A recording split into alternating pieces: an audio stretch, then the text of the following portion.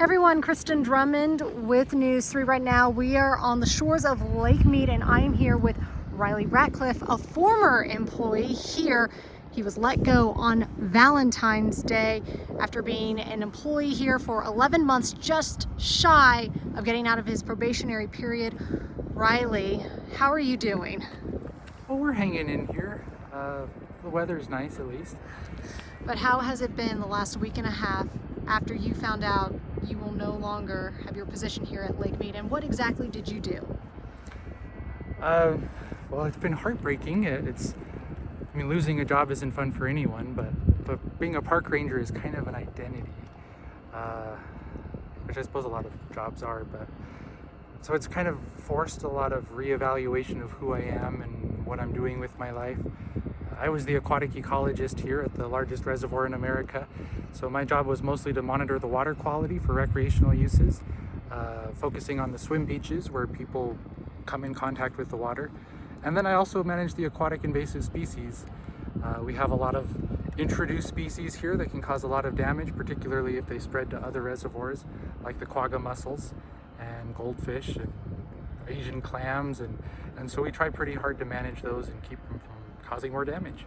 Is there anyone else who is able to do your job right now? I did leave an assistant behind, so she might be able to pick that up, and I hope she does, but one person you can only do so much when you've got such a big lake.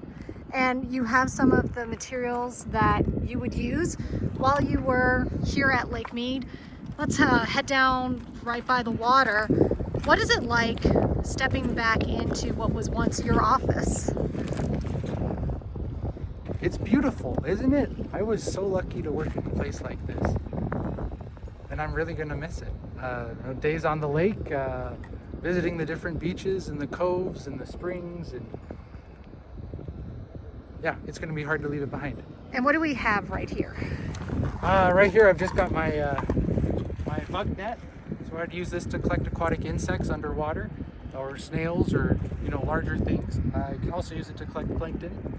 And then I brought a couple of sampling bottles that we could use to collect a water sample and bring it back to the lab to look for bacteria or algae or anything else that might be in there that could be harmful. Do you know how many people were let go from Lake Mead, along with yourself? My understanding is that 13 people were fired.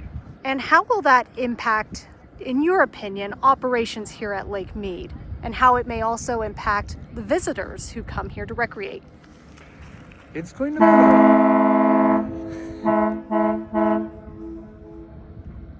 it'll put a chronic stress on the park system. We're not going to close any beaches. We should be able to keep everything open, but it's going to slow down some long projects that we've been working on, some of the research studies we've been working on. It'll reduce the number of interpretive programs we're able to put on. Just all around, it's going to slow us down. But if somehow a decision is made and they decide to rehire you, you said you'd be willing to come back because this was your dream job. And it still is a wonderful job. I would love to come back here. Yeah, send me the letter. I'll be back. And let's again with the equipment. So show me what would be in what's a day at the office for you here at the lake when you were an employee? Well, we'd come out to these coves and try to get water samples. So we have a sampling tube like this. This is just an example. Out here and get one of these water samples. We take it back to the lab and put it in an incubator and try to grow out any microbes that might be in there. If they're fecal coliform bacteria, then growing it in the incubator will allow us to see that and determine how safe this water is for human contact. But no one's able to do that right now? Well, we've got some partners, but there will be fewer hands on deck. All right. Well, thank you so much, Riley. We'll have more on your story coming up on News 3. Thanks.